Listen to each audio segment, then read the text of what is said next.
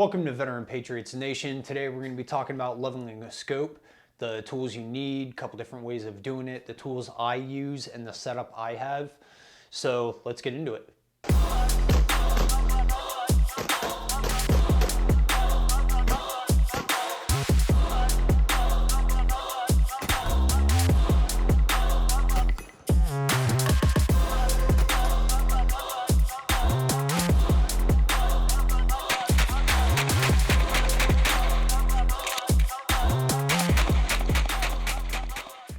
Alright guys, before we start the video though, I do want to give a shout out to our sponsors because they help me out a lot. So first up is going to be KJ Concealment. KJ Concealment is a custom Kydex holster solutions company making OWB and IWB Kydex holsters, and they have well over 100 different combinations between pistols, lights, the style of holster, colors, camo, belt clips. They have it all. Go check them out. KJ Concealment, and use code BEIS15, that's BEIS 15 at checkout to save 15%. Next up is going to be Global Defense. Global Defense is a firearms importer, and they have some really interesting firearms, but they also have trauma equipment. They have vests, they have mags, ammo, shirts, they have it all. Go check them out. That's Global Defense, and use code TIM05 at checkout. Next up is going to be Board Products. Board Products makes COP, and I love their stuff. They also make tool cleaner and lubricant, so it keeps your tools in your garage from rusting, which is really nice. And they also have, sorry for the squeaky chair, co-branded with Otis cleaning kits, which is really nice. And it's all small, compact. They have different size bottles, so if you want to throw some in your range bag, you can. So check them out. That's Board Products, and use code VPN15 at checkout to save 15%. Next up is going to be Armory Farm. Armory Farm is a local ammunition manufacturing company and my longest standing sponsor.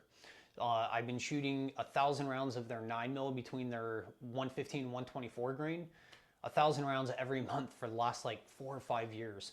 And I love their stuff. It's extremely consistent and fair price as well. But where they really shine is they don't just load ammunition. They make their own components as well, being the primers, the brass casings, and the projectiles. So they don't have to outsource any components other than gunpowder from other companies. So it keeps quality control in-house, and it keeps inventory in stock as well, because they don't have to outsource those components from other companies. So what that does for you, the end user, gives you high quality ammo without high quality prices. Unfortunately, I don't have a discount code, but their ammo is already really competitively priced. So go check them out, Armory Farm. And now on with the video. All right, so what I have here, I have everything set up already, so I don't have to fool around, just kind of make the video go by a little faster. So there's several different ways to level out your scope. The easiest way that I found is just to hang a plumb bob. All right, tie a piece of string to a rock or something and hang it. And that way the string is going to be straight, and that will let you, as long as your rifle is level, it will let you level out the scope using your elevation line. All right, the way I like to do it is with this crazy contraption I have here from Real Avid. This is their bench rest that it's sitting on. And then the other kit that I use, it's a 2-part system that I'm using here. The second system is going to be the Master Grade Scope Mounting Combo, and it has everything you're going to need to finish this. So what it has, I'm just going to go ahead and take this off real quick so I can show you if it'll come off. What the heck?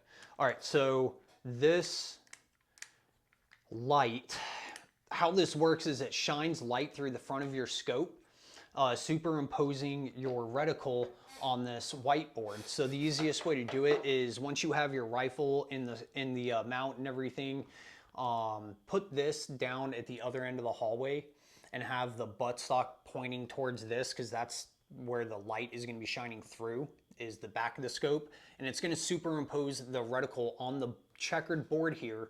And the checkered board does have a bubble leveler on top as well, so you can make sure this is level.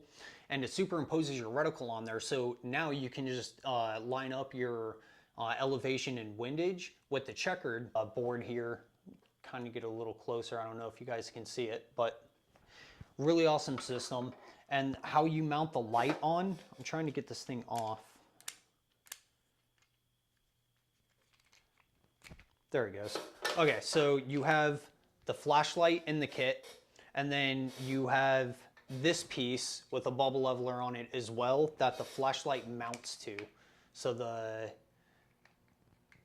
goes just like that. So the part that has the little V cut is the part that's going to go over the front of your scope. Okay, so you want to mount the flashlight going this way, just like that. Okay.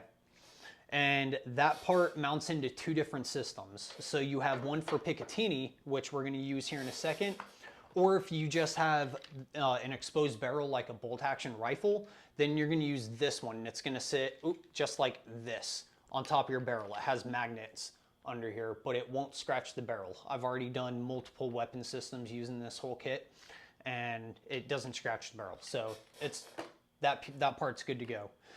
Now the Picatinny part, so you're just going to slide this in, and then it's going to screw in, whoops, slide that back up, screw the black part to the stand, and then you're going to mount this right in front of your scope.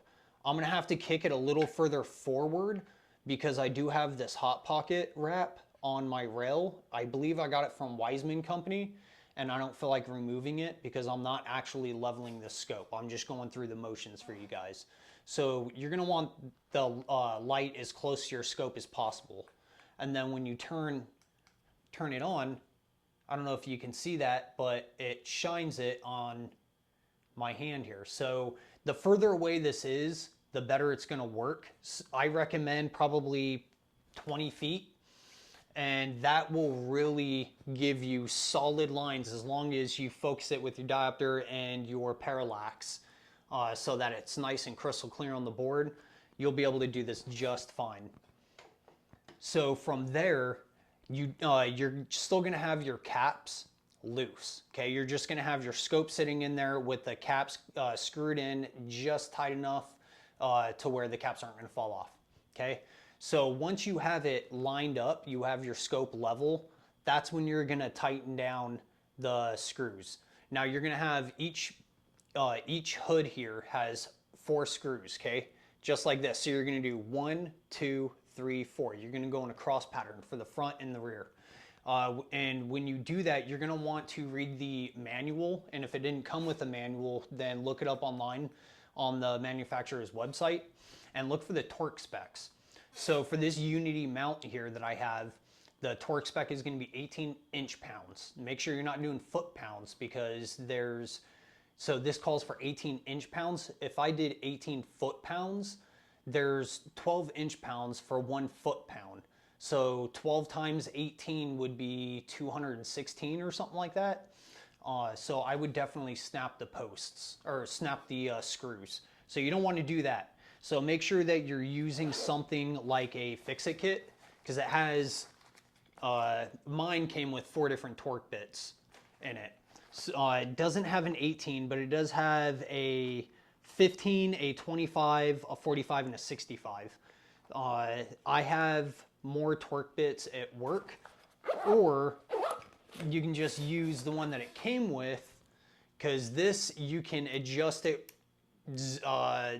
1 inch-pound all the way to 70 inch-pounds, and it has a dial right here as you turn and click it, which is really nice. So you can use that or use your fix-it kit.